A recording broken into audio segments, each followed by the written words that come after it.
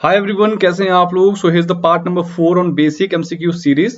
तो इससे पहले शुरू करें हम तो टेलीग्राम चैनल जरूर ज्वाइन कर लीजिएगा अगर आपको चाहिए होंगी पीडीएफ्स इस लेक्चर की, जो भी हम लेक्चर्स यहाँ पर कर रहे हैं यूट्यूब पर, और अनअकैडमी पर भी फॉलो कर सकते हैं क्योंकि वहाँ पर बहुत सारी फ्री क्लासेस हम करते हैं। तो tomorrow 9:30 AM will be having a free class on 2020 के जो PYQs हैं पेपर 1 के, उनके ऊपर हम जो है क्लास करने वाले हैं। फ्री में कल क्लास होगी तो आप भी ज्वाइन कर सकते हैं।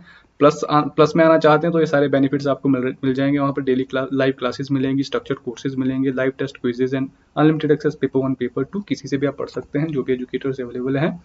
और बात करें प्लस कोर्सेज की तो कंप्लीट कोर्स चल रहा है पब्लिक एडमिनिस्ट्रेशन के ऊपर, और साथ ही साथ एमसीक्यूज के थ्रू बिल्कुल यहाँ पर कोर्स आने वाला है 14 जुलाई से 6:30 बजे सुबह क्लास होगी इसकी। तो प्लस और आइकॉनिक दो तरह के सब्सक्रिप्शन अवेलेबल है, आप कोई सा भी ले सकते हैं। तो आइकॉनिक में आपको थोड़े से ज़्यादा बेनिफिट्स मिलते हैं इंक्लूडिंग पर्सनल कोच।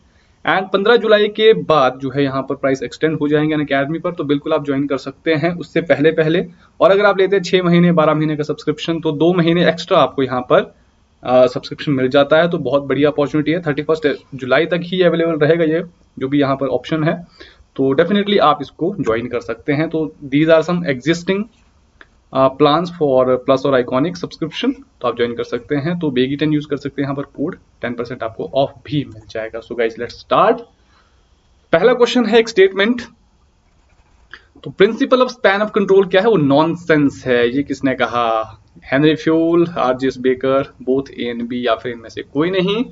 तो गाइस ये बहुत इंपॉर्टेंट और बहुत ही यूनिक एक स्टेटमेंट दी गई है। तो ये आरजीएस बेकर के द्वारा दी गई है, तो याद रखना इन्होंने स्पैन ऑफ कंट्रोल के बारे में ये चीज कही है। साथ ही साथ इन्होंने एमपी फॉलेट के बारे में भी कहा है that MP Follett she was not a systematic writer, है ना। तो ये चीज इन्होंने यहाँ पर कही है, नॉट अ सिस्टमैटिक राइटर, ये भी कहा है इन्होंने। तो इसको याद रखना है आपने, RGS baker. Principal of span of control is nonsense. बात करते हैं क्वेश्चन नंबर 2 की। तो लिमिटेशंस पूछी है यहाँ पर स्पैन ऑफ कंट्रोल की। तो स्पैन ऑफ कंट्रोल में कुछ लिमिटेशंस आपने बतानी है जो कि दी गई है उर्विक के द्वारा लोअर लेवल में, ठीक है। तो लोअर लेवल की बात हो रही है, तो आपने बिल्कुल जो है यहाँ पर बताना है। तो 2 to 4, 1 to 3, 3 to 4 और 8 to 12 सबऑर्डिनेट्स। तो लोअर लेवल और हाई लेवल दो तरह की चीजें इन्होंने यहाँ पर बताई थी।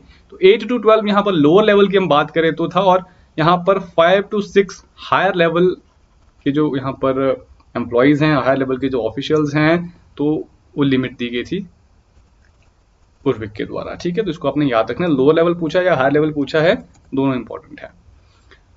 अगली स्टेटमेंट है, किसने कहा? Administration is the organisation and use of man and materials to accomplish common goal. तो बहुत इंपॉर्टेंट ये डेफिनेशन है, Herbert Simon, FA. Nigro, Bernard या फिर ओ टैन। देखो भाई, जब भी आप बात करें यहाँ पर एफ.ए. निग्रो की, तो इन्होंने कहा है एडमिनिस्ट्रेशन को एक ऐसी एडमिनिस्ट्रेशन को क्या कहा है जहां पर आप ऑर्गेनाइज करें और यूज करें किसको? जो मैन और मटेरियल्स है, ताकि कॉमन गोल जो आपके पास होते हैं ऑर्गेनाइजेशन के आपके, उनको आप अकम्प्लिश कर सके, अचीव कर सके। नेक्स्ट क्वेश्चन क्या है? Which of the following statements is और आर करेक्ट। देखो यहाँ पर स्टेटमेंट्स आपके पास बताई गई है। सबसे पहले स्टेटमेंट क्या है? एल डी व्हाइट ने लिखा है first textbook of public administration 1927 में। Father of American public administration Woodrow Wilson है। पॉलिटिक्स एंड एडमिनिस्ट्रेशन जो है लिखी गई है 1900 में, बुक जो लिखी गई थी। Non political bureaucracy is not a feature of public administration. देखो भाई, ट्रिकी क्वेश्चन है, ये आपको आना चाहिए। तो इसमें से आपसे पूछा है कि भाई करेक्ट स्टेटमेंट कौन सी, तो ऑप्शन नंबर सी यहाँ पर बिल्कुल करेक्ट है।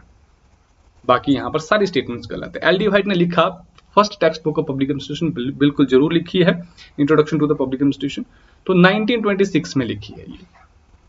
दूसरा, father of American public administration Woodrow Wilson नहीं है, फ्रैंक जे गुडनाउ है, ठीक है, जिन्होंने फिर ये स्टेटमेंट नंबर 3 में जो बुक दी गई वो लिखी है, politics and administration 1900।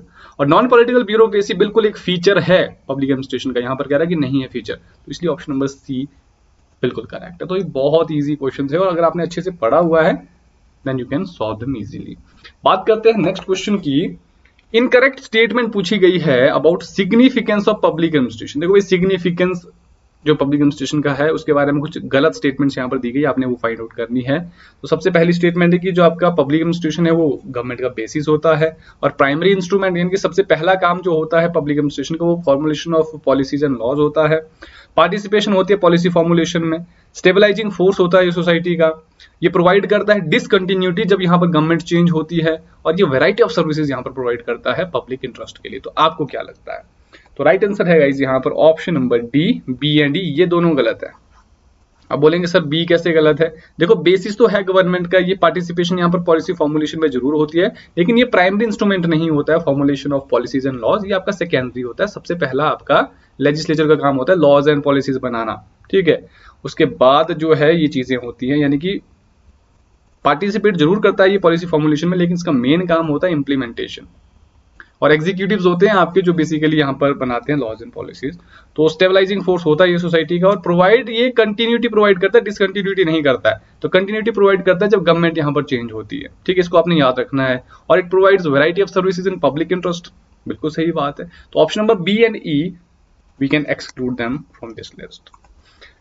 Next question है, ये किसने कहा कि अगर सिविलाइजेशन फेल होती है तो ये जस्ट बिकॉज क्या रीजन होगा उसका? Break down of administration. अगर एडमिनिस्ट्रेशन ब्रेक डाउन हो गया तभी सिविलाइजेशन फेल होगी। तो किसने कहा?